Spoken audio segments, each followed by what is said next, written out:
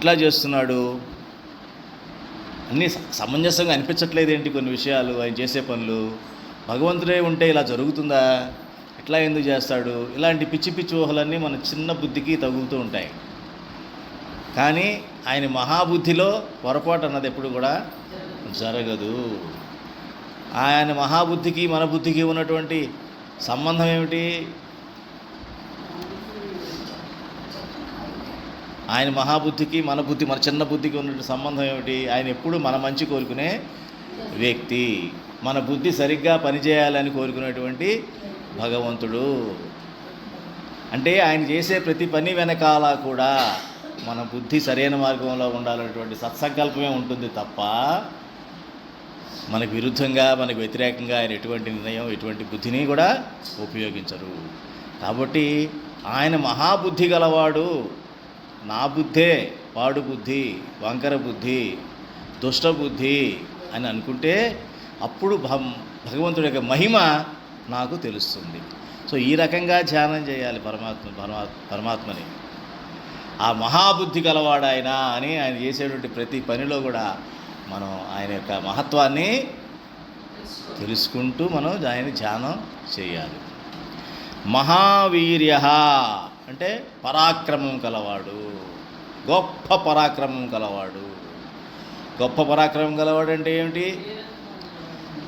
ఎక్కడ అపజయం అన్నది ఎరుగడు, దేనికి వెనుకంజ వేయడు, ధర్మం కోసం పోరాడతాడు, విపరీతమైనటువంటి పరాక్రమం కలవాడు. అలాగే మహాశక్తి. చాలామంది ఉంటాడు ఆవేశంలో ఊగిపోతూ ఉంటాడు, వాడికి శక్తి ఉండదు.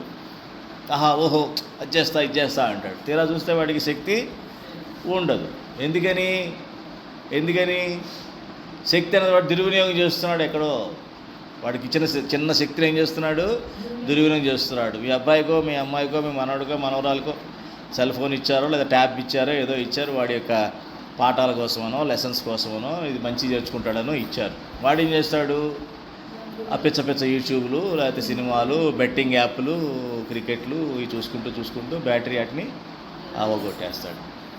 ఈ పని చేయట్లేదు, ఈ ఫోన్ పట్టుకొని కొని అంటాడు. ఏం జరిగింది? శక్తి ఎక్కడికైనా శక్తి లేకుండా ఉందా? అందులో శక్తి ఉంది. వీడు దేనికి వాడాడు? దుర్వినియోగం చేశాడు. దుర్వినియోగం చేసేటప్పటికి వాడు మనం ఏమనంటే కోపం వస్తుంది వాడికి. అదేమిట్రా ఇంత బాగా చదువుతావు కదా అని చెప్పేసి నువ్వేదో నీకు ఎవరికి లేని సౌకర్యం నీకు సమకూర్చాము, ఇది ఇట్లా చేసావేమిటి అని అన్నావు అనుకో. అంటే నేను అది చేశానా ఇది చేశానా, అది ఇంట్లోనే ఉంటున్నానుగా అంటాడు. ఇంట్లోనే ఉంటున్నాడు, ఏం చేస్తాను ఇంట్లో ఉండి అది చూసేదంతా ఇది. నేను పిచ్చతిడ్డు తిరుగుతున్నానా, నేను హాయిగా ఇంట్లోనే ఉంటున్నాను, నీ ముందే కళ్ళ ముందే ఉంటున్నానుగా, నువ్వు పెట్టింది తింటున్నానుగా. ఇక నా సినిమా డైలాగ్ చాలా వస్తాయి కదా, సినిమాలు నేర్చుకున్నారు వీళ్ళంతా కూడా. అవన్నీ ఇష్టం వచ్చినట్టు మాట్లాడతారు. గమనించారమ్మా? అది మహాశక్తి. మహాజ్యుతి. జ్యుతి అంటే దీపం, ప్రకాశం. జ్యుతి అంటే ఏంటి? ప్రకాశం. మహాప్రకాశం ఉన్నవాడు. ఆ ప్రకాశంలో ఎటువంటి దోషాలు కూడా నిలబడవు. అలాగే అనిర్దేశ్య వపుః. నిర్దేశం అంటే ఏంటి? ఇలా ఇంత ఉంటుంది, ఇలా ఉండాలి, అలా ఉండాలని చెప్పి. అనిర్దేశ్య వపుః అంటే ఇట్లా ఉండాలి, ఇంతే ఉండాలి, అంతే ఉండాలి అని మనకి చేతికి పరిమాణానికి మనకి అందడు. ఆయన కొలవాలన్నా, ఆయన తెలుసుకోవాలన్నా, ఆయన్ని నేను చెప్పాలన్నా, ఆయన వర్ణించాలన్నా నా కొలతలకు ఆయన అందడు. నాకు తెలిసిన కొలతలు ఏముంది? నేను చూడగలిగినంత, నేను వినగలిగినంత, వాసన చూడగలిగినంత, నా పంచేంద్రియాలతో నేను గమనించే విషయాలు తప్ప దాని మించి నేను ఏమన్నా గ్రహించగలనా? గ్రహించలేను. కాబట్టి నాకు ఆయన పరిమాణానికి అతీతమైన వాడు. శ్రీమాన్. ఎప్పుడు శ్రీతో కలిసి ఉంటాడు. శ్రీ అంటే లక్ష్మితో కలిసి ఉంటాడు. లక్ష్మి అంటే ఏంటి? లక్ష్మి అంటే ఆయన సంకల్పం, ఆయన యొక్క శక్తి. అందుకని లక్ష్మి ఎక్కడ చూపిస్తారు? ఆయన వక్షస్థలంలో చూపిస్తారు. అంటే అర్థం ఏంటి? ఆయన హృదయంలో చూపిస్తారు. హృదయంలోంచి సంకల్పం బయటికి వస్తుంది. సంకల్పం లేనిదే ఏ శక్తి కూడా ఉపయోగించలేము. అందుకని ఎప్పుడు కూడా శ్రీయుతంగా ఉండాలి మనం ఏం చేసినా సరే. అమేయాత్మ. అమేయాత్మ అన్నా కూడా కొలతలకి మించినవాడు. అమేయాత్మ అన్నా కూడా అర్థం అదే దాదాపుగా. అనిర్దేశ్య వపుః అంటే పరిమాణం, అది కొలతలు అన్నమాట. ఇది మహాద్రిధృత్. మహాద్రిధృత్ అంటే గొప్ప పర్వతంని పైకెత్తినవాడు. తెలుసు కదా, శ్రీకృష్ణ పరమాత్మ ఏ పర్వతం పైకెత్తాడు? గోవర్ధన గిరి. గోవర్ధన గిరిని చిటికెన వేలు మీద నిలబెట్టగలిగినంత సామర్థ్యత, అటువంటి పరాక్రమము కలవాడు. ఇది ఇక్కడ గమనిస్తున్నది.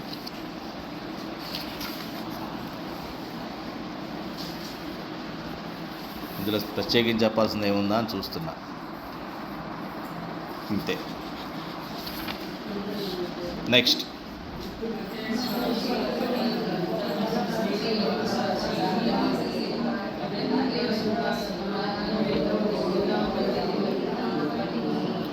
మహేశ్వాసో మహీభర్త శ్రీనివాస సతాంగతి అనిరుద్ధ సురానందో గోవిందో గోవిదాంపతి.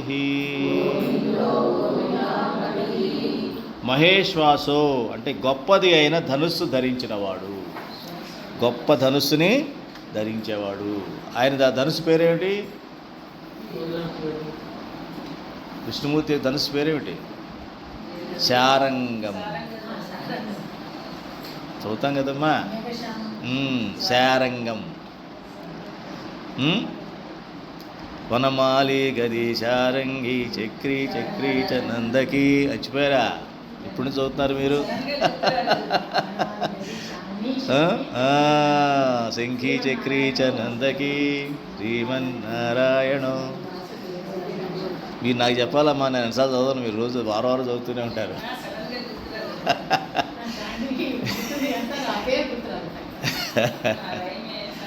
విష్ణు సహస్రంలో మునిగి తేలాలమ్మా, గుర్తు రావడం అనేది ఉండకూడదు. గుర్తు మర్చిపోవడం అంతే. ఎందుకని నేను భావయుతంగా మీకు చెప్తున్న కారణం అందుకే పడిపోతుంది. భావయుక్తంగా నేర్చుకుంటే మహేశ్వాసో చెప్పే కదమ్మా. ఇప్పుడు అదే గొప్పది అయిన ధనుస్సు, ఆ ధనుస్సు పేరే శారంగం. శారంగం ఎలా ఉంటుంది? శారంగం అది ఎలా ఉంటుంది? ధనుస్సు అన్నది ఎలా ఉంటుంది? 2 వంకలు ఉంటాయి, ఇలాగా మధ్యలో పట్టుకోవడానికి ఉంటుంది, అంతే కదా. దాన్ని దేంతో పోలుస్తారంటే దీంతో పోలుస్తారు. ఇది ధనుస్సు అన్నమాట, ఇది శారంగం, దాంతో పోలుస్తారు.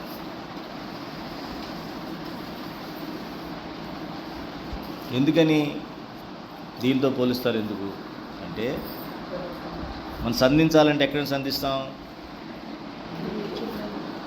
మనలో ఓం అనే ప్రణవం ఇక్కడ ఉంటుందన్నమాట.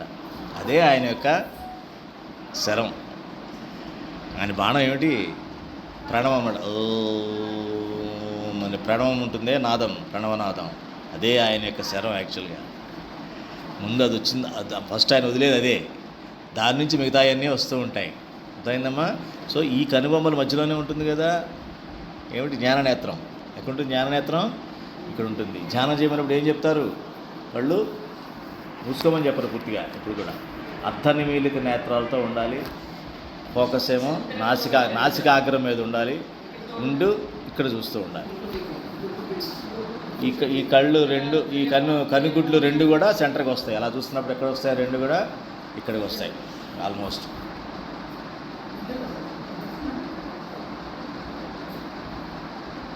కళ్ళు మూర్తిగా నిద్ర వస్తుంది. పడుకోకూడదు. అర్ధనిమీలితంగా ఉండాలి. అర్ధనిమీలిత నేత్రాలు అయితేనే సరిగ్గా ధ్యానం చేసినట్లు లెక్క. కళ్ళు మూసుకున్నామంటే ఏదో ఆలోచనలోకి వెళ్ళిపోయి లేదా పడుకున్నామని అర్థం. పడిపోతారు, నిద్రపోతారు. గురక రానంతసేపు పర్వాలేదు, గురక వస్తే నిద్ర వస్తున్నది అర్థమైపోతుంది. మాస్టర్ చేసిన ధ్యానం చాలా లేవంటే వితౌట్ డిస్టర్బెన్స్ కాదు మీ ధ్యానంతో. మీరు ఇంటికి వెళ్ళి శుభ్రంగా ఒకళ్ళే ధ్యానం చేసుకోండి. ఇక్కడ మీ వల్ల చాలామందికి డిస్టర్బెన్స్ కూడా వస్తుంది. మీ ధ్యానం 10 మందిలో చేసే ధ్యానం కాదని చెప్పి పంపించేస్తారు మాస్టర్. అవునా? ఎందుకు రాదు? నిద్రే వచ్చింది, ధ్యానం రాలా వాళ్ళకి. ధ్యానంలో నిద్ర వస్తుందంటేనే ధ్యానం అంటేనే ఏమిటి? మెలకువ. ధ్యానంలో నిద్ర వస్తుందండి ఏంటి అర్థం? నువ్వు ధ్యానంలో ఉన్నావంటే ఏంటి? భగవంతుని ఎడల మెలకుగా ఉన్నావు అని అర్థం. ధ్యానం అంటే ఏమిటి? కళ్ళు మూసుకున్నంత మాత్రం నిద్రపోతున్నావు కాదు కదా.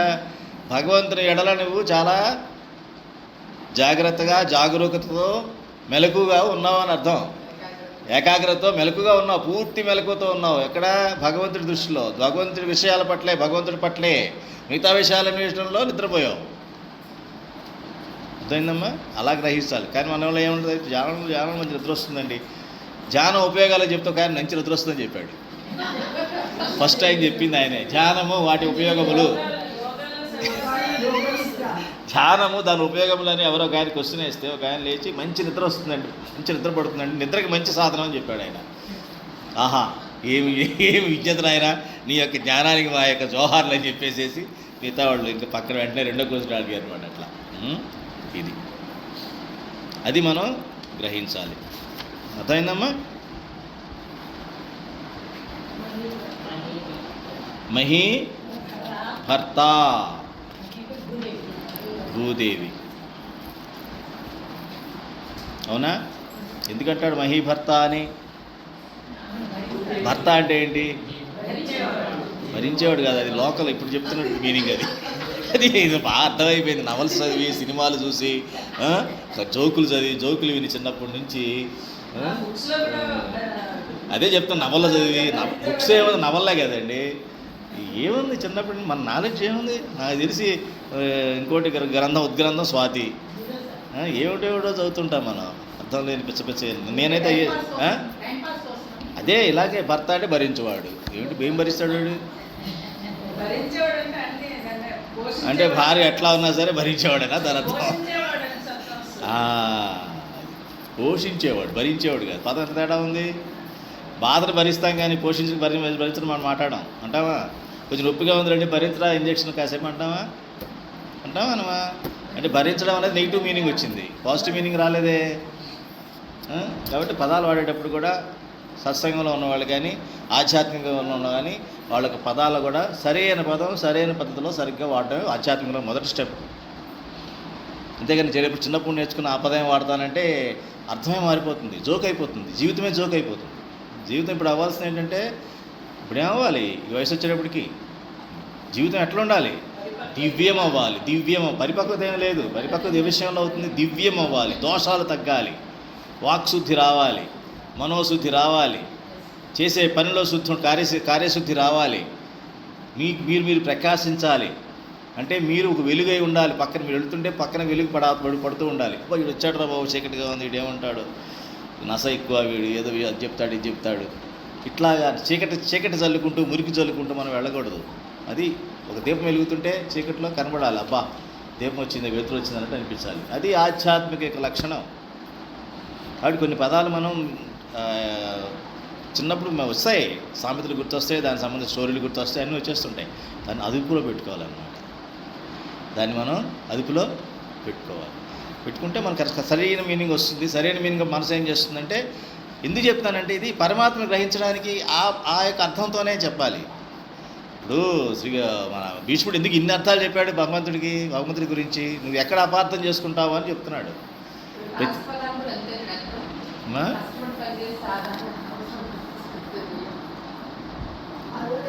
ఇది ఏదో మాకు సాయంత్రం పూట ఇది కాలక్షేపం ఉంటుంది మాకు 1 hour 1.5 hour. అది ఇది వేర్లేండి. ఈవినింగ్ అది వేరే ఉంటుంది. ఇది చూసారంటే ఇక అది మీరు సత్సంగం అంతా అవుట్. అమ్మ మీరు రాగానే దయచేసి ఇది క్లీన్ చేసి వద్దు. అసలు మీ మైండ్ ఎలా డైవర్ట్ అయిపోయింది? సత్సంగానే డైవర్ట్ చేయగలిగినంత మహిమ ఉంటుంది ఇక్కడ. ఈ సత్సంగాన్నే మాయం చేయగలిగే మాయ ఉంటుంది దీని మీద.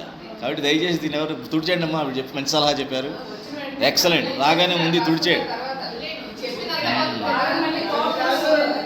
ఎందుకు నిన్న సాయంత్రం రాసిందమ్మా అది. లేదండి, నిన్న ఈవినింగ్ రాసిందమ్మా. ఉంచండి, నోటీస్ ఉంచండి. ఇది అయిపోయింది నిన్నటిది. ఇప్పుడు రాసింది కాదు ఇది. మిస్టేక్ చేయొద్దు. సత్సంగంలో వాళ్ళు మిస్టేక్లు చేయరు. ఏది ఎక్కడ ఎలా ఆపాలో వాళ్ళు తెలుసుకోవాలి. ఇది నోటీస్ అండి. ఇది నోటీసు. అది కూడా అవసరం లేదండి, అవసరం లేదు.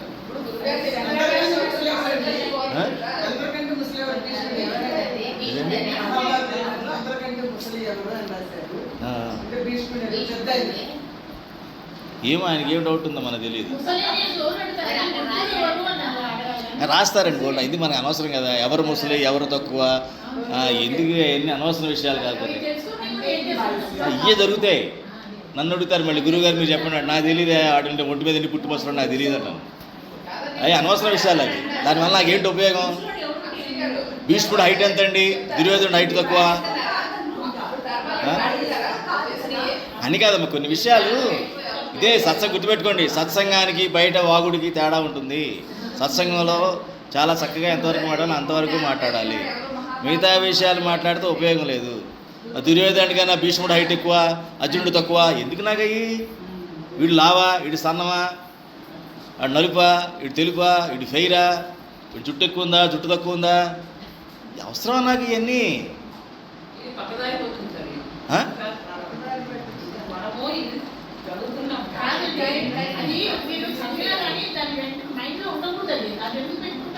అయితే అసలు అవసరం లేదు. నేను ఒకటే చెప్తాను, నన్ను అడుగుతారు, మా వాళ్ళు అడిగితే అనవసరం అని అంటాను. నేను ధర్మ సూక్ష్మం చెప్పండి మాట్లాడతా, అంతేగాని అది ఏమిటో రకరకాలుగా మాట్లాడుతుంటారు కొంతమంది. ఆ పురాణాలన్నీ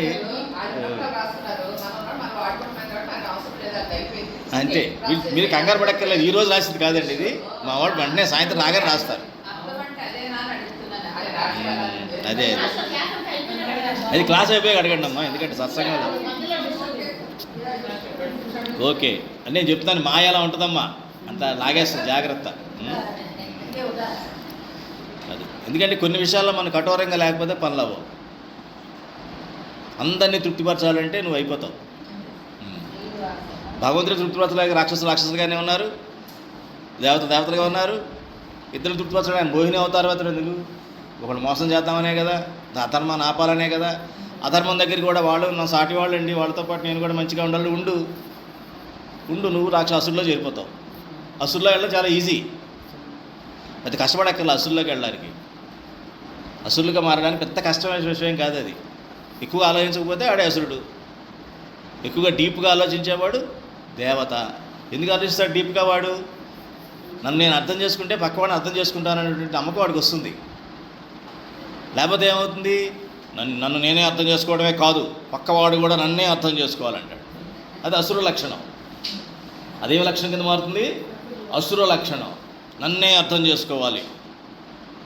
వాడు అర్థం చేసుకునేది వేరే విషయం, అది సరిగ్గా అర్థం చేసుకోడు. సరిగ్గా వాడి గురించి వాడికి తెలియదు. ఆధ్యాత్మికంగా ఉన్నవాడికి తప్ప ఎవరికి కూడా వాడి గురించి వాడికి తెలియదు. పోనీ ఏదో తెలిసిన 2 ముక్కలు ఉన్నాయి వాడికి, ఉన్నా కూడా పక్కవాడు కూడా నన్నే అర్థం చేసుకోవాలి, నా గురించే ఆలోచించాలి, నేనే గొప్పవాడిని. ఇంత ఈ వాక్యం అంతా, ఈ శ్లోకం అంతా వాడికే చెప్పుకుంటాడు. ఏమిటి మహావీర్య, వాడే అన్నీ వాడు అనుకుంటూ ఉంటాడు. అర్థమైందమ్మా? కాబట్టి సత్సంగం చేస్తున్నప్పుడు ఇది సత్సంగం ఎప్పుడు కూడా కత్తి మీద సాము. ఒక తాడు మీద నడుస్తారే పాపం బయట కొంతమంది, అటు ఇటు కర్ర పట్టుకొని బ్యాలెన్స్ పడిపోకుండా. అటువంటిది ఆధ్యాత్మిక ప్రయాణం. అంత ఈజీ విషయం అయితే కాదు ఇది, గుర్తుపెట్టుకోండి. ఎందుకంటే అడుగడుగునా మనకి అవాంతరాలు ఉంటాయి, అవమానాలు ఉంటాయి. ఉన్న విషయం చెప్తున్నా మీకు, అవాంతరాలు ఉంటాయి, అవమానాలు ఉంటాయి. తక్కువగా చూస్తారు, పిచ్చి పిచ్చిగా వాగుతారు, తక్కువగా అంచనా వేస్తారు. ఏదైనా చేసుకునేవ్వండి, అటువైపు మన దృష్టే వెళ్ళకూడదు. ఎవడనుకోవాలి మన గురించి? పరమాత్మ. ఆయన ఫైల్లో నా పేరు ఉందా లేదా, అది నాకు కావాలి. నిన్న చెప్పారు కదా సత్సంగం, విన్నారు కదమ్మా మీరు. పెద్ద స్వామి ఏం చెప్పారు? బాగానే ఉంది, మీరు గుడికి వచ్చారు, భగవంతుడిని దర్శించారు, చాలా అదృష్టం. ఉగాది రోజు రావడం అంతకన్నా అదృష్టం. ఇక్కడికి వచ్చిన తర్వాత పంచాంగ శ్రవణం విన్నారు, అన్ని దాని యొక్క ఫలం అంటే కూడా చెప్పాను మీకు నిన్న. అన్ని ఫలాలు, మంచి ఫలాలు తీసుకొని వెళ్తున్నారు ఇక్కడ నుంచి. కానీ ఇది జీవితంలో మీరు ఒక భాగంగా చేసుకోకపోతే భగవంతుడిని, ముక్తి మార్గం అన్నది అవాంతరాలు అడ్డుపడతాయి అని చెప్పారా లేదా? అందుకని ఒక పక్షికి 2 రెక్కలు ఎలా ఉంటాయో మనకు కూడా ఇహము పరము అనేటువంటి 2 ఉన్నాయి. 2 సమానమే. ఇహం ఒక రెక్క అయితే పరం అన్నది ఇంకో రెక్క. మాయ మీకు తప్పదు. మాయ అంటే ఏంటంటే ప్రకృతి, మన బంధాలు, వ్యవహారాలు ఎన్ని ఉంటాయి కూడా ఒక రెక్కతో ఉండండి. రెండో రెక్క ఏమై ఉండాలి? భగవంతుడై ఉండాలి. ఈ రెక్క ఎంత విలువైందో ఈ రెక్క కూడా అంతే విలువ ఇవ్వాలి. అది నేను మహాస్వామి మహారాజ్ చెప్పినటువంటి సందేశం అదే రాత్రి మనకు చెప్పింది. ఏమో విన్నారుగా జాగ్రత్తగా, మళ్ళీ మీకు అందరి కోసం చెప్తున్నాను, మీకోసం కాదు అందరి కోసం కూడా చెప్తున్నాను. చాలా చక్కగా చెప్పారు అది. మీరు మిగతా విషయాలకు ఎంత అయితే విలువ గౌరవం ఎంత ఇస్తారో అంతే సమానంగా భగవంతుడికి ఇచ్చినప్పుడే మీరు గమ్యాన్ని చేరగలుగుతారు. ఒక రెక్కతో కనుక పక్షి ఎగిరితే ఏం జరుగుతుంది? అసలు ఎగిరితే అన్న మాటే తప్పు కదా కదా. ఎగరడంతో ఎగురుతుందా? అసలు సమస్యే లేదు, పడిపోతుంది. కానీ పక్షిగా దాని స్వభావం ఏమిటి? ఎగరడము. కానీ ప్రయత్నిస్తుంటుంది, కానీ పడిపోతుంటుంది. అలాగే మనిషి యొక్క స్వభావం ఏమిటి? దేనికి ప్రయత్నం? మనిషి జన్మ లక్ష్యం ఏమిటి? పరమాత్మను చేరుకోవడం.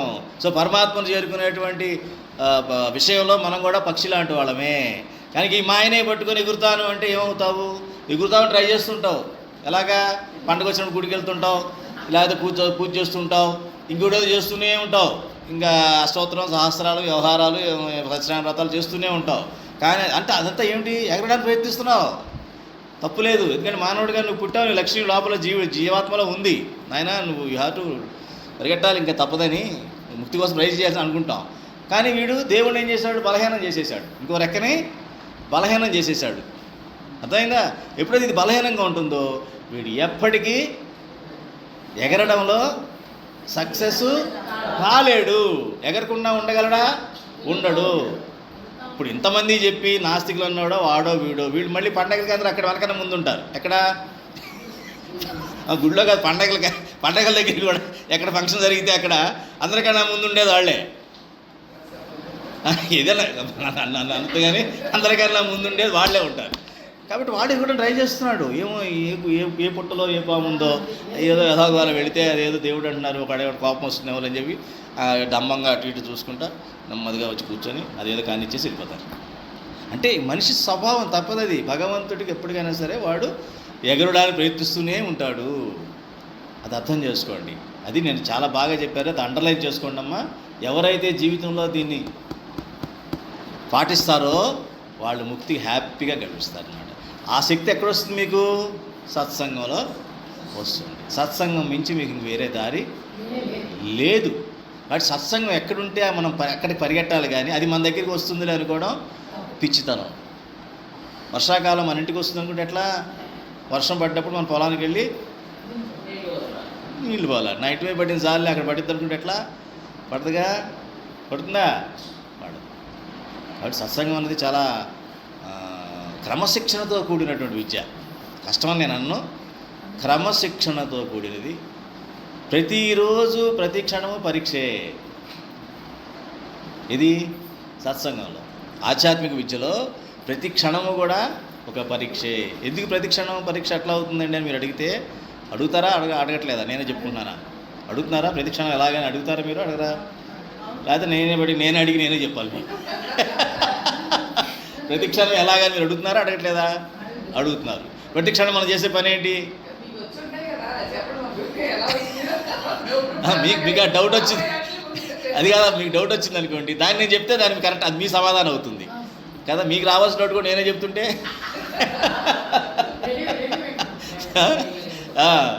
ఆల్ ఇన్ వన్ గైడ్లా ఉంటుంది ఇది. ప్రతి క్షణం ఏం చేస్తున్నాం మనం? మన క్షణం మనం చేసే పని ఏంటి చెప్పండి? ఏం చేస్తుంటాం? ప్రతి క్షణం మనం చేస్తున్నాం పని, అదే పని చేస్తున్నాం చేయమా? ఆలోచన చేస్తూ ఉంటాం. ఇంకా నయ్యి ఊపిరి పిలుస్తాం లేదు, బతికించాలి. ఎందుకంటే అది కరెక్ట్. యాక్చువల్ అది కూడా కరెక్టే కదా. ప్రతి క్షణం మనం చేసే పని ఏంటి? ఊపిరి. అవునా? నిద్రలో ఉన్న ఊపిరి తీసుకుంటాం, మెలకుగాను ఉంటాం. అది భగవంతుడు మనకి ఇచ్చినటువంటి వరం. భగవంతుడు మనకి ఇచ్చిన వరం. వీడు ఏదో నిద్రపోయినా సరే అది ఆడేలా చేశాడు. చూడండి మరి ఎంత చక్కని వరం ఇచ్చాడు మనకి. ప్రాణాలనే వరం ఎలా ఇచ్చాడు ఆయన? ఎందుకు ఇచ్చాడు? మళ్ళీ 12 గంటలు పడుకోరా అని నిద్ర ఇచ్చాడు. మెలుకుగా ఉన్న 10 గంటలు కూడా మనం తిన్నగా లేక కోతిలాగా ఉంటే ఆయన ఏం చేస్తాడు? ఆ ఉన్న 10 గంటలే కదా ఆలోచనలు వస్తాయి. ఆ ఆలోచన, ప్రతి ఆలోచనని ప్రతి క్షణం కింద కౌంట్ చేసి ఆ ఆలోచనలో జాగ్రత్త పడాలి. ఆలోచనలో జాగ్రత్త పడడం స్టార్ట్ అవ్వాలి సత్సంగం. అదైందమ్మా. సప్పుడు వాట్సాప్ ఓపెన్ చేస్తామని కదా, పనికి మాలోడు కనిపిస్తుంది అమ్మా అంటే దాన్ని మూసేయాలి. ఎవడో ఏదో పెడతాడు, ఫ్రెండే వాడి ఫ్రెండే వీడి గురించి వాడు చెప్తుంటాడు, వీడి గురించి చెప్తుంటాడు, ఏదో వస్తూ ఉంటాయి. దాన్ని మనం పక్కన పడేసుకోవాలి. ఇదే సాధన అంటే ఏంలే. సాధన అంటే ఏదో ధ్యానం చేశాను, కాసేపు పూజ చేశాను, అది కాదండి సాధన. సాధన అంటే ఎప్పుడు కూడా సాధన దేనికి అవసరం అంటే చిత్తశుద్ధి కోసం. సాధన దేనికోసం చేస్తామంటే చిత్తశుద్ధి. నియమాలు ఎందుకు అంటే చిత్తశుద్ధి. ఆహార నియమాలు కావచ్చు, వ్యవహార నియమాలు కావచ్చు, వాక్ నియమాలు కావచ్చు. అమ్మా ఇవన్నీ నియమాలు ఎందుకు అంటే నా చిత్తం శుద్ధి అవ్వాలి. ఎప్పుడైతే నా చిత్తం శుద్ధి అవుతుందో అక్కడ మాత్రమే పరమాత్మ వెలుగు పడి రిఫ్లెక్షన్ వస్తుంది. అది గమనించాలన్నమాట. ఏమైంది? ఇంత అయిపోతుంది. దారి తప్పామా వెనక్కి రావడం చాలా కష్టం అవుతుంది.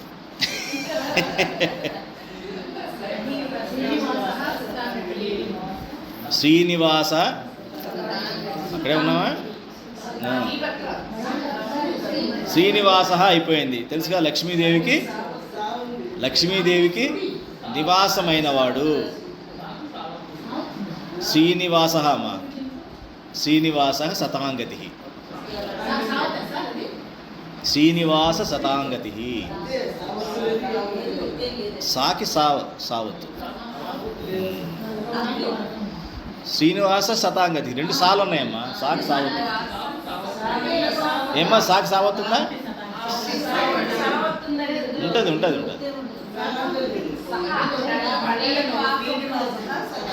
అలాంటే మనం చదివేటప్పుడు అలా చదువుతాం.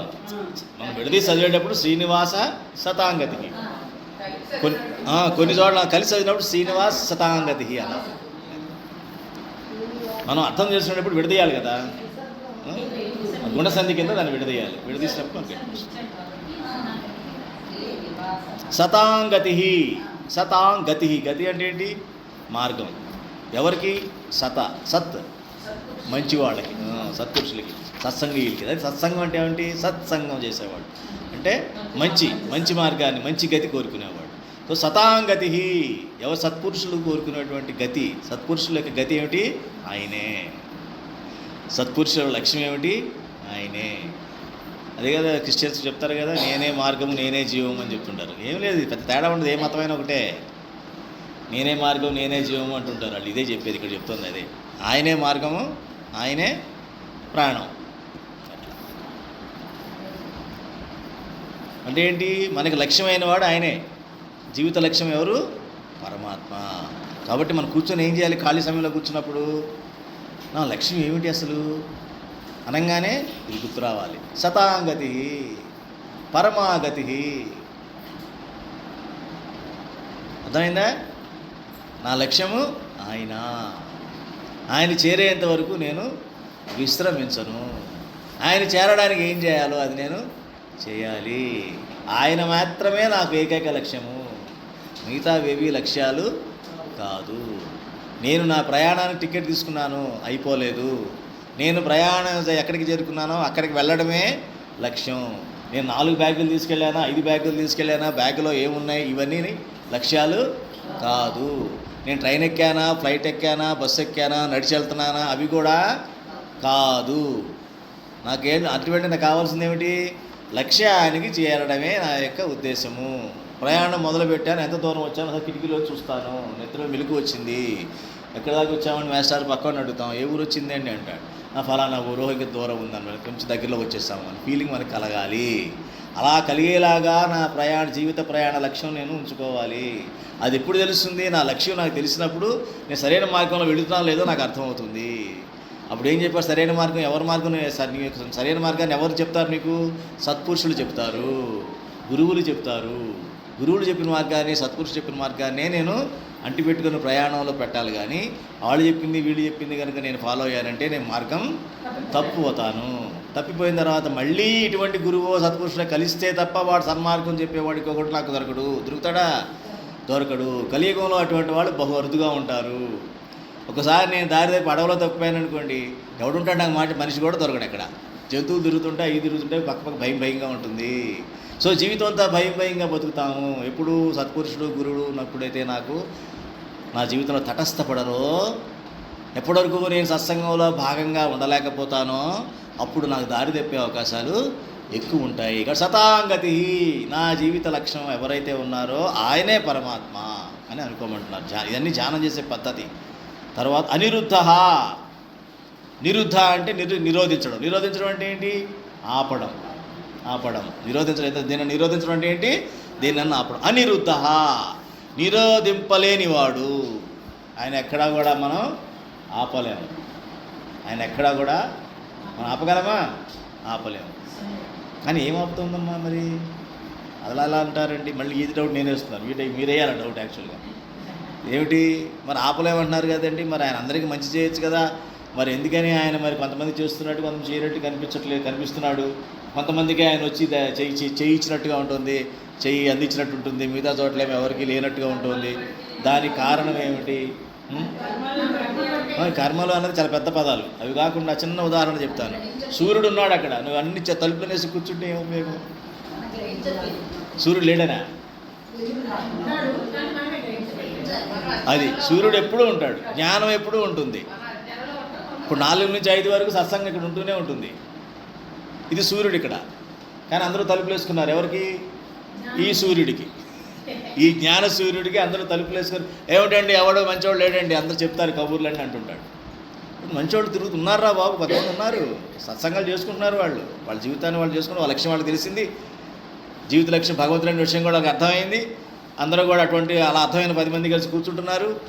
వాళ్ళు కూర్చొని వాళ్ళ యొక్క బలాన్ని, వాళ్ళ యొక్క సంకల్పాన్ని బలం చేసుకుంటున్నారు. ఆ సంకల్పం బలం చేసుకోవడమే కాకుండా ఎట్లా జాగ్రత్త పడాలి, ఎటువంటి మన నిర్ణయాలు తీసుకోవాలి, మనం మనం వ్యవహరించాలని విషయాలు నేర్చుకుంటున్నారు అని మనం చెప్తే అప్పుడు తెలుస్తుంది వాడికి. అంతేగాని నువ్వు తలుపులు వేసుకొని లేదా కళ్ళు మూసుకొని సూర్యుడు లేడంటే నువ్వు కళ్ళు మూసుకున్నావు, ముందు కళ్ళు తెరు. అవునా?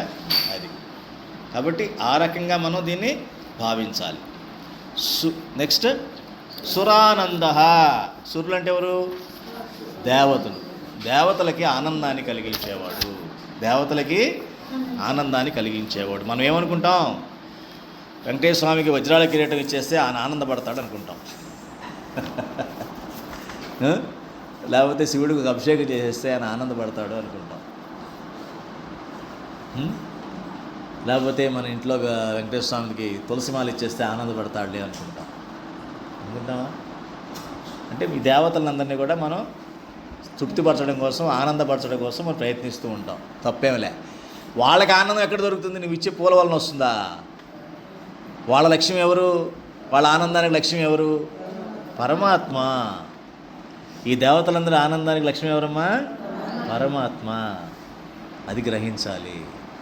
అంతేగాని నేను చేసే పూజ వలన, నేను ఇచ్చే ఫలపుష్పతో మన నైవేద్యాల వలన ఆయన ఏమో ఆనందపడతాడని అనుకోకూడదు. అల్టిమేట్గా మనం ఎవరిని ఆనందపరుస్తున్నాం? పరమాత్మని, దేవతలను కాదు. దేవతలు చేయాలి, దేవతలు చేయకూడదని అంటలా. వాళ్ళకి అధికారం ఇచ్చింది ఎవరు?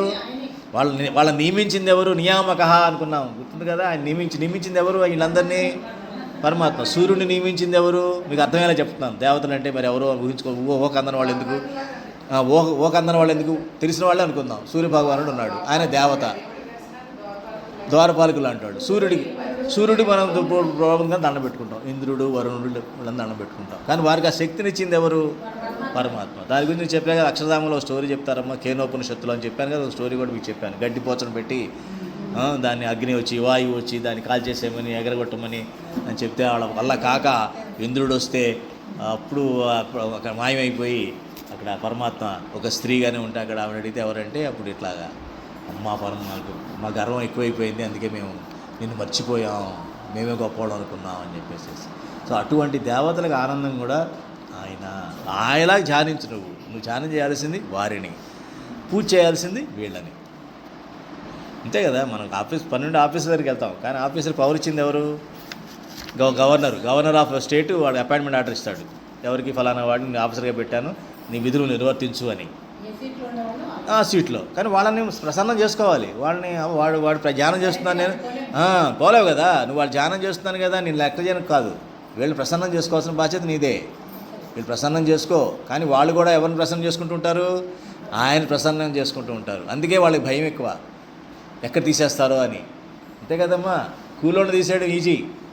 అదే ఆఫీసర్ బయటకు పోవాలంటే వాడికి బాధ వేసేస్తుంది. ఎందుకని? వాడి పదవి అధికారం ఎక్కువ కదా, అవునా కదా. అందుకని వాళ్ళు భయంగా ఉంటారు. అందుకని సూర్యచంద్రులు ఎప్పుడు కూడా కొంచెం కూడా పక్కకు అటు ఇటు వెళ్ళట్లా. ఎందుకు వెళ్ళట్లేదు? వాళ్ళలో భయం ఉంది కాబట్టి పరమాత్మని అనుకూలంగా వాళ్ళు ఉంటారు. అనిరుద్ధ, సురానంద, గోవింద. గోవింద అంటే గోవులకి రక్షించేవాడు, గోవుల్ని రక్షించేవాడు. అంటే మనం రక్షించడా?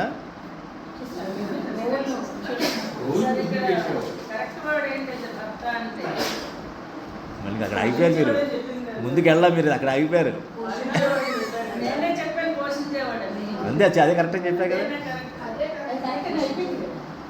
గుడ్, మంచిగా వస్తున్నాయి సార్. అక్కడ ఆగిపోయారు అనమాట. అప్పుడే అడగాల్సింది మీరు. పర్వాలేదు. భరించేవాడు కన్నా పోషించేవాడు అని చెప్పండి. చెప్పారు, అది కాదు కరెక్ట్ అన్నాను కదా నేను. చెప్పారు, అది వాడొద్దు. భరించేవాడు అని పదం ఎక్కడ వాడొద్దు, నా ఉద్దేశం అది.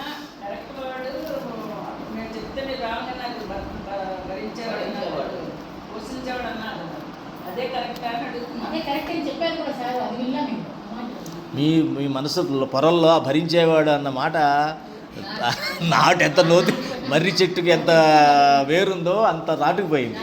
అది బయటకు తీయడం మీకు ఇష్టంగా లేదు. అందుకని ఇంకా అది కూడా కరెక్టేనేమోనండి ఫీలింగ్ మీలో ఉండిపోయింది. కాబట్టి నేను తీయలేను దాన్ని, మీరు తీసుకోవాల్సిందే.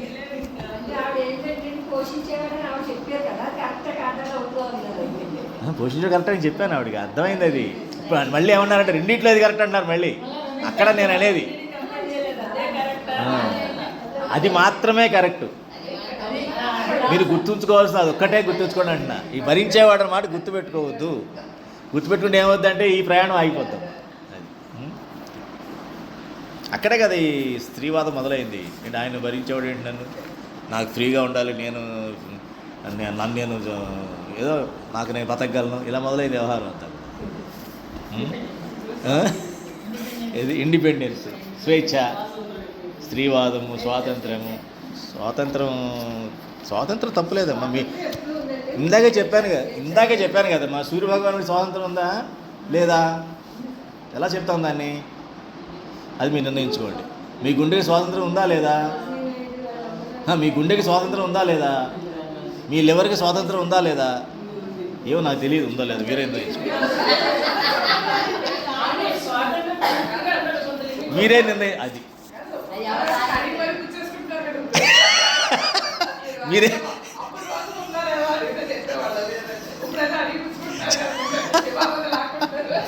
స్వాతంత్రం ఎక్కువైపోయి స్ట్రెస్కి లోనయ్యి ఒక ఆయిల్ ఉండి వచ్చేది మన గానుగులో ఏదైతే అదే ఆయిల్. ఇప్పుడు 10 ఆయిల్స్ అంట. వాడు చెప్తాడు చట్నీ ఈ ఆయిల్తో చేసుకోండి, కూర ఈ ఆయిల్తో చేయండి, పులుసు ఈ ఆయిల్తో చేయండి, ఇంకేదో ఫ్రై అయితే ఈ ఆయిల్ చేయండి. ఇంట్లో 4-5 ఆయిల్స్. ఏంటిది? ఈ స్ట్రెస్ పెరగదు లోపల.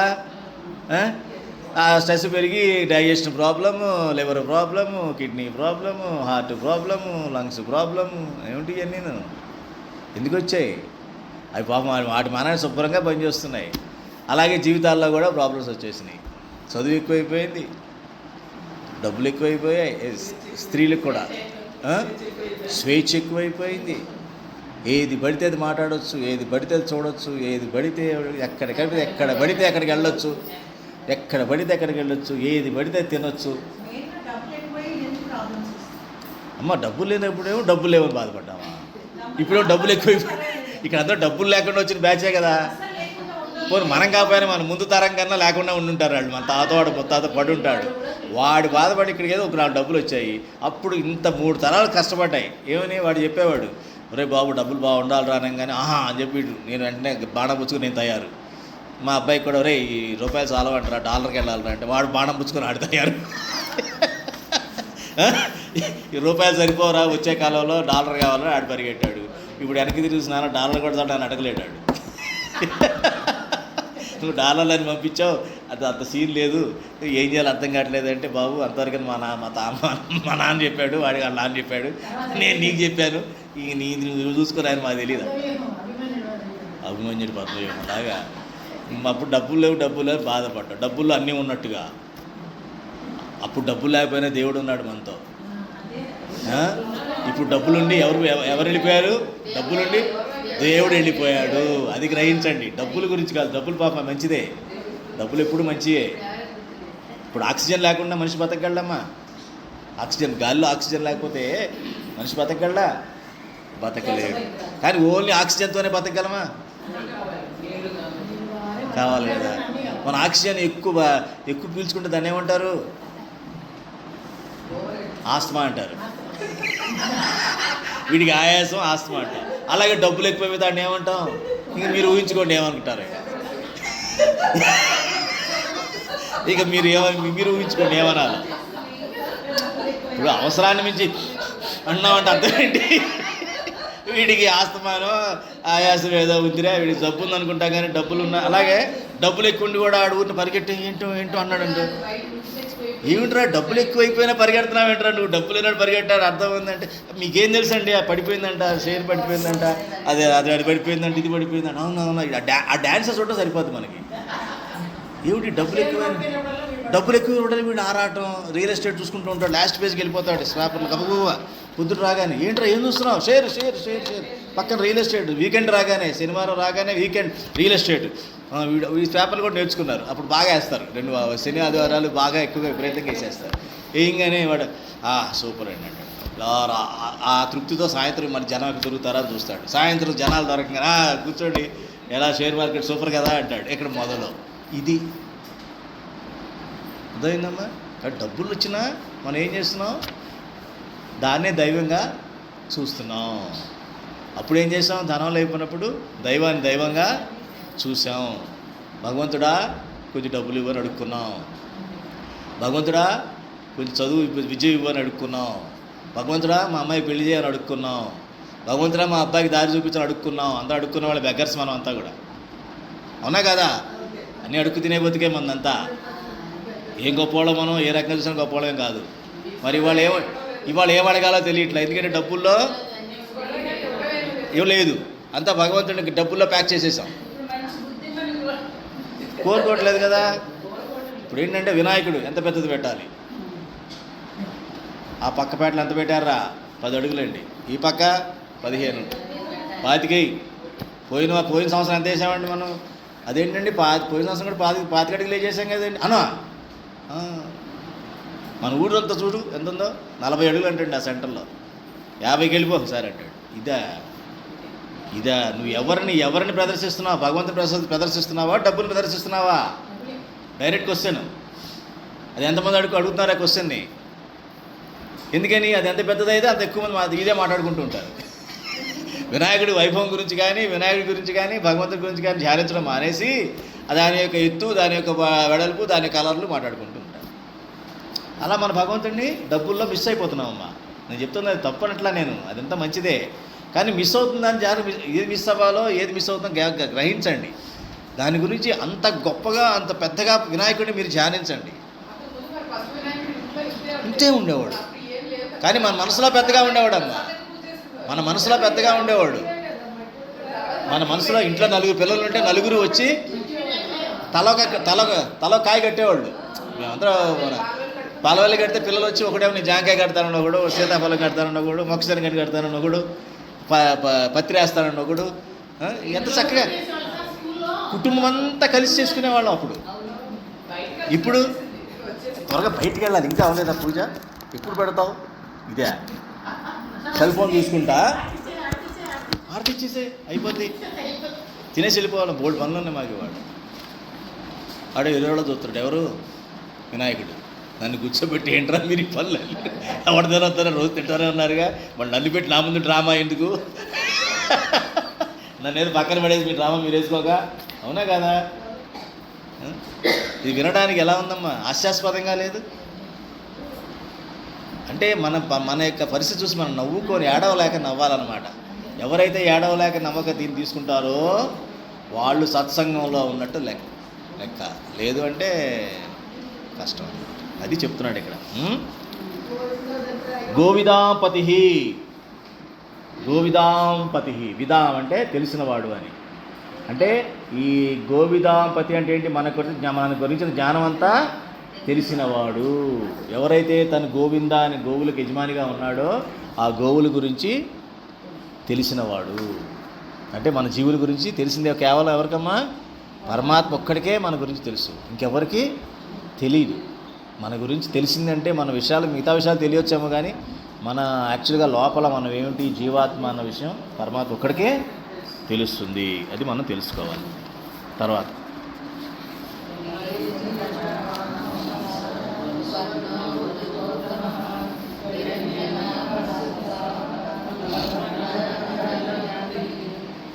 మరీచిర్దమనో హంసః సుపర్ణో భుజగోత్తమః హిరణ్యనాభః సుతపః పద్మనాభః ప్రజాపతిః. మరీచి అంటే చీకటిని నశింపచేయు వెలుగు. మరీచి అంటే చీకటిని నశింపజేసేటువంటి వెలుగుగా మనం భావించాలి. ఇక్కడ ఏం చీకటి? అజ్ఞానం. ఎక్సలెంట్, ఇది రైట్ వర్డ్. అజ్ఞానం అనే చీకటి అది ఎక్కడుంది? మన మనస్సులో ఉంది. మన మనస్సులో ఉంది. మనలో ఉందా? ఏది మనలో? ఏ రూపంలో ఉంది? మనస్సులో ఉంది, చిత్తంలో ఉంది. ఆ అంధకారం దాన్ని పోగొట్టాలంటే పరమాత్మ వల్లనే సాధ్యం. కాబట్టి నాలో ఇంత అంధకారం ఉంది, అజ్ఞానం ఉంది, దీనిని పోగొట్టాలంటే నీవే సరేను, నీ వెలుగుతోనే అది సాధ్యం అని మనం ఆయన ధ్యానించాలి. ఆ వెలుగే ఆయన అని ధ్యానించాలి. తర్వాత దమన, దమించువాడు అంటే దాన్ని కాల్చివేస్తాడు. దేన్ని? ఆ చీకటిని కాల్చేస్తాడు, దహింపజేస్తాడు. హంసః, హంసరూపుడు. హంసరూపుడు అంటే తెలుసు కదమ్మా. హంస అంటే ఏంటి? ఏం చేస్తుంది హంస? పాలు నీళ్ళని వేరు చేస్తుంది. భగవంతుడు వేరు చేస్తే ఉపయోగం ఏంటి? మనం కదా వేరు చేయాల్సింది.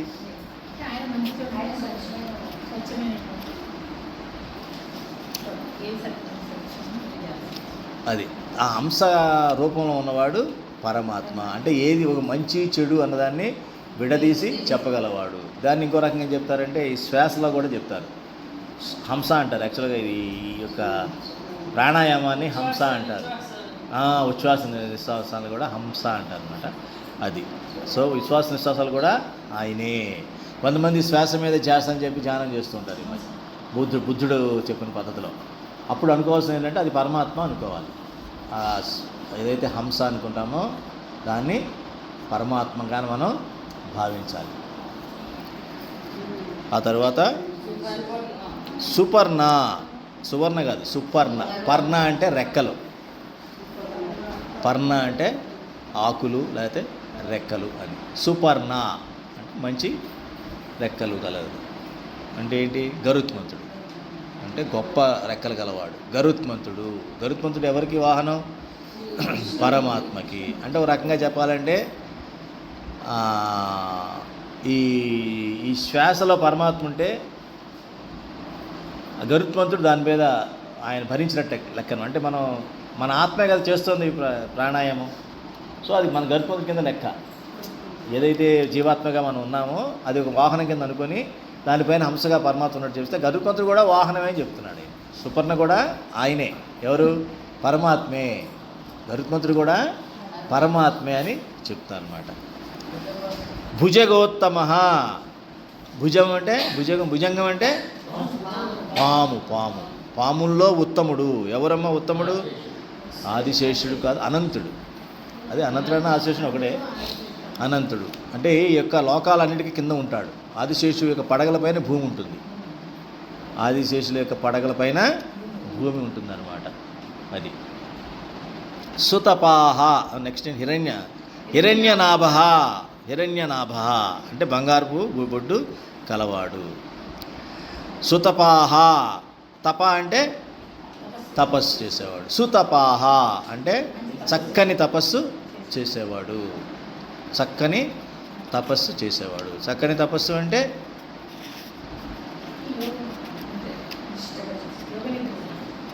అంటే అది యోగనిద్ర అంటే ఏంటంటే మొత్తం సృష్టి గురించి వాటి యొక్క బాగోగుల గురించి మాత్రమే తపస్సు చేస్తాడు. కానీ తనకి ఏంటి, తన కోసం ఏమి కోరికలతో కూడిన తపస్సు కాదు. పద్మనాభ, నాభి నుండి పద్మాన్ని కలిసినవాడు విష్ణుమూర్తి. ప్రజాపతి, బ్రహ్మ. జీవుల పుట్టుకకి ప్రజల పుట్టుకు కారణమైన బ్రహ్మ ప్రజాపతి. అది కూడా ఆయనే. ఇలా భావించాలి. అంటే ఏది కూడా ఆయనకన్నా విరుద్ధంగా మనం భావిస్తే దానికి విలువ తగ్గిపోతుంది అనమాట. అమ్మా, బ్రహ్మని పరమాత్మగాని భావించాలి. ఆ వచ్చినటువంటి బొడ్డులో వచ్చినటువంటి కమలాన్ని కూడా మనం ఆయనే అని భావించాలి. ఆ కమలం ఎక్కడి నుంచి వచ్చింది? హిరణ్య గర్భ, బంగారం బొడ్డు, అది కూడా ఆయనే అని భావించాలి. అది లోపల ఎప్పుడైతే గరుత్మంతుడిలాగా మన శ్వాస అది వస్తూ ఉంటుందో, ఆయన యొక్క శ్వాస హంస ఎలా ఉందో అది కూడా పరమాత్మనే భావించాలి. ఇవన్నిటి కూడా విడివిడివిడిగా మనం చూడకూడదు అనమాట. అప్పుడు ఏం జరుగుతుందంటే మనం చూసే క్రిమికీటకాలు కూడా అన్నీ అక్కడి నుంచి మొదలైన విషయం అర్థమైపోతుంది. సో అక్కడి నుంచే మొదలయ్యి అన్నిట్లోనూ ఆయనే ఉన్నాడు. అన్నీ ఆయనే. ఏదమ్మా?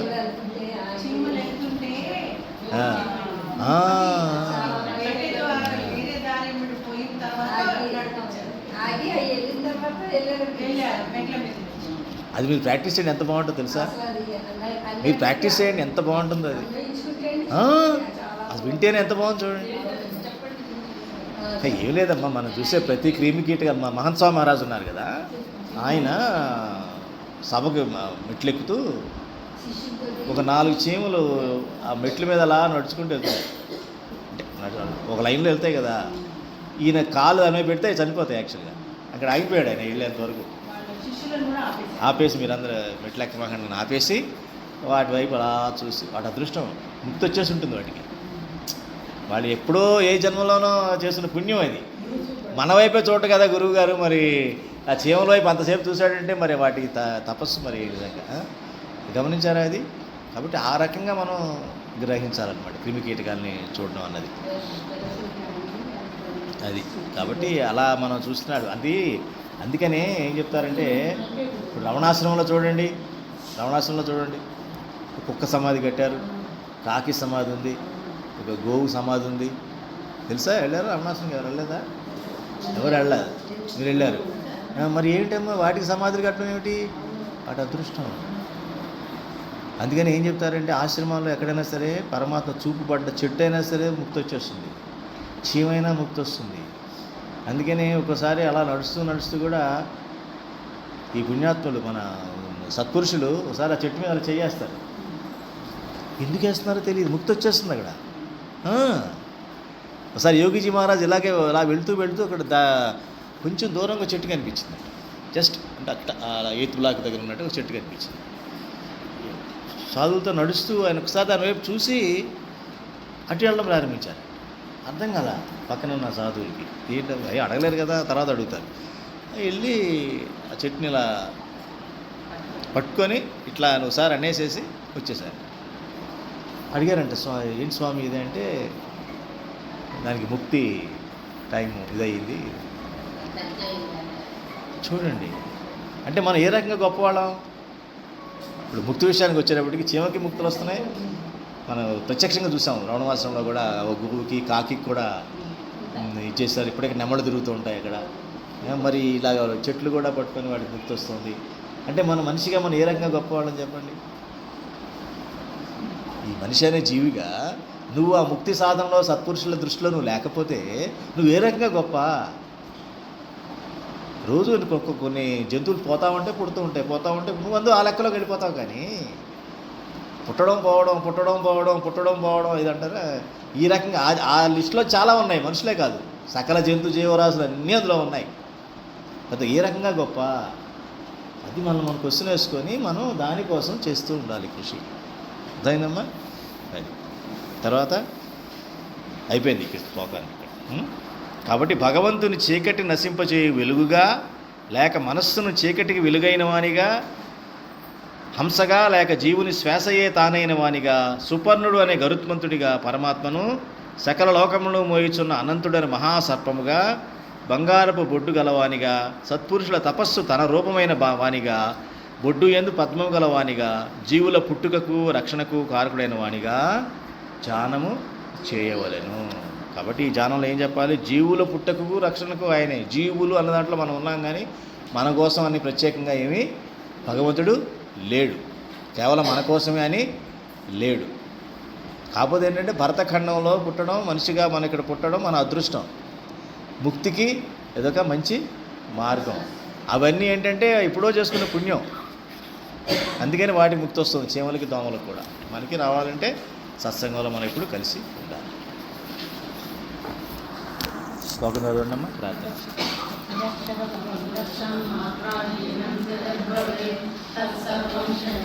దేవా